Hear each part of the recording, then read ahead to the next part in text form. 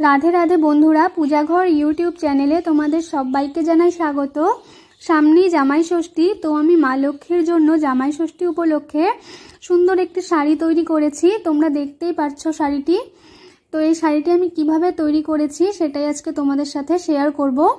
তো চলো বন্ধুরা দেখতে থাকো ভিডিওটি, আশা করি তোমাদের ভালো লাগবে। আর আজকে শাড়িটা আমি 10 নম্বর মা লক্ষ্মীর জন্য বানাবো, আর মেজারমেন্টটা আমি তোমাদেরকে দিয়ে দেব।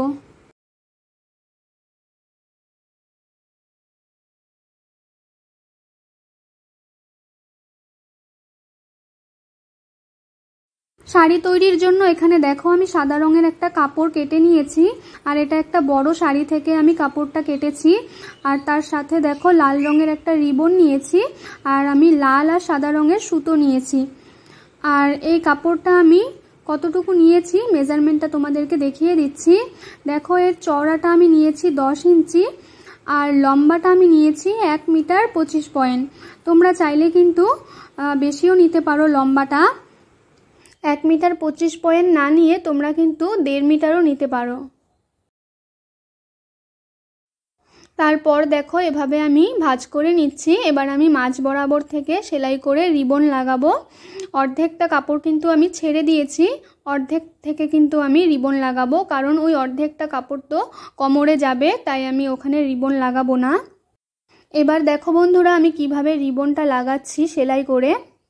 এর আগেও কিন্তু আমি মা লক্ষ্মীর শাড়ি তৈরির ভিডিও তোমাদের সাথে শেয়ার করেছিলাম, তবে ওই শাড়িগুলোতে আমি কাপড় দিয়ে পাড় লাগিয়েছিলাম, আর এই শাড়িটির মধ্যে আমি রিবন দিয়ে পাড় লাগাচ্ছি। এটা একটু আলাদা হচ্ছে।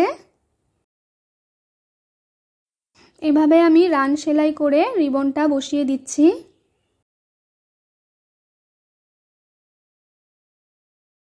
তো দেখো বন্ধুরা এই লাইনটা আমি রিবন বসিয়ে দিয়েছি। এবার দেখো এই কর্নারটা আমি কিভাবে সেলাই করি, আর দেখো আমি কাপড়টা কিভাবে নিচ্ছি।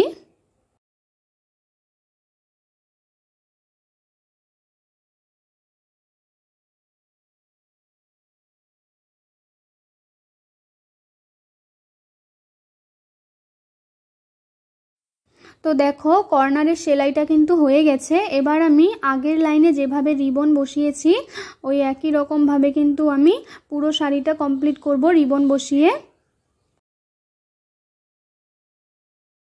তো দেখো বন্ধুরা পুরো শাড়িটির মধ্যে আমি রিবন বসিয়ে দিয়েছি, আর এই দুই সাইড দেখো আমি সাদা রঙের সুতো দিয়ে সেলাই করে দিয়েছি। তোমাদের যদি অসুবিধে হয় এই সেলাইটা করতে তোমরা আমার আগের শাড়ি তৈরির ভিডিও দেখতে পারো, সেখানেও দেখানো আছে।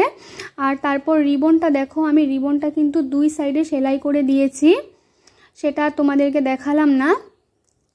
তারপর দেখো একটা আর্ট খাতার মধ্যে আমি ছবিগুলো প্রথমে এঁকে নিয়েছিলাম, আর এবার দেখো আমি শাড়িটির মধ্যে ছাপ দেব। তো দেখো একটি পেনের সাহায্যে আমি এই শাড়িটির মধ্যে ছাপগুলো এঁকে নিচ্ছি।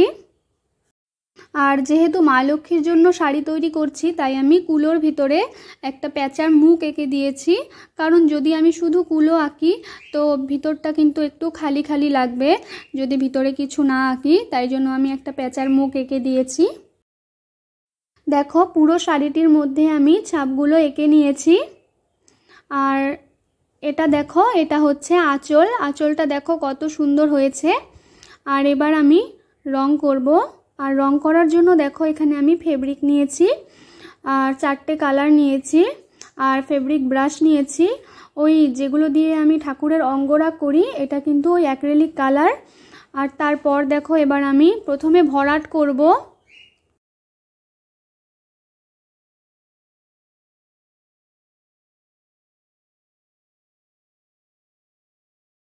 কুলোর ভেতরটা আমি হলুদ রং দিয়ে ভরাট করে দিচ্ছি।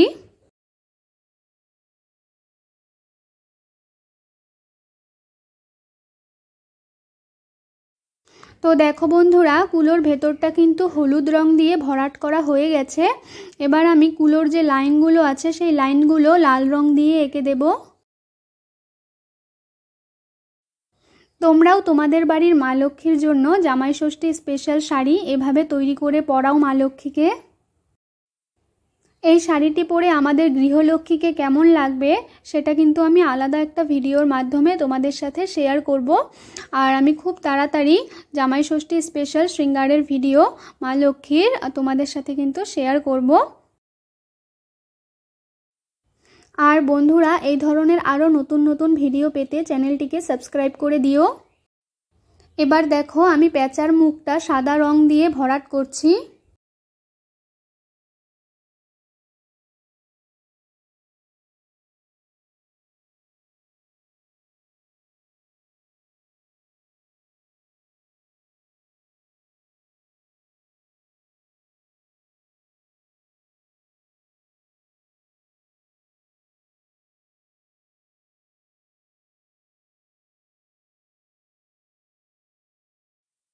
দেখো বন্ধুরা, রং করা কিন্তু হয়ে গেছে আমার। প্রথমের যে কুলোটা আছে সেটা আমি রং করে নিয়েছি।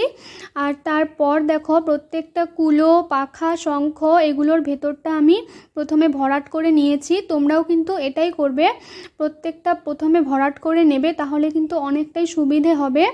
আর এবার দেখো আমি শঙ্খটার মধ্যে লাইন ড্র করব। আর এটা আমি ব্লু কালার দিয়ে করছি।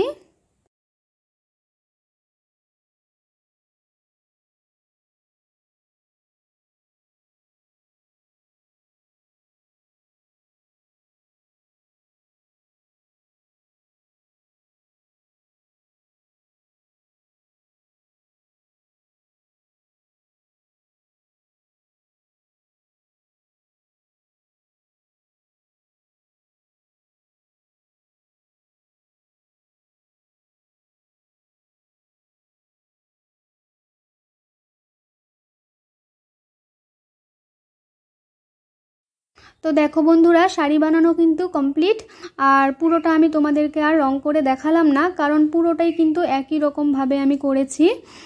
আর তারপর দেখো এটা হচ্ছে আঁচল। আঁচলটা দেখো কত সুন্দর লাগছে। আর এখানে পাখা আছে, শঙ্খ, কুলো। আর তারপর দেখো শাড়িটি বানানোর পর কিন্তু এটার চওড়া হয়েছে 9 ইঞ্চি। তো বন্ধুরা, জামাই ষষ্ঠী স্পেশাল মা লক্ষ্মীর জন্য শাড়ি তৈরির ভিডিওটা তোমাদের কেমন লাগলো কমেন্টে জানিও। যদি ভালো লাগে ভিডিওটিতে একটি লাইক দিয়ে দিও। আর যারা আমার ভিডিও দেখছো তাদেরকে অসংখ্য ধন্যবাদ। রাধে রাধে।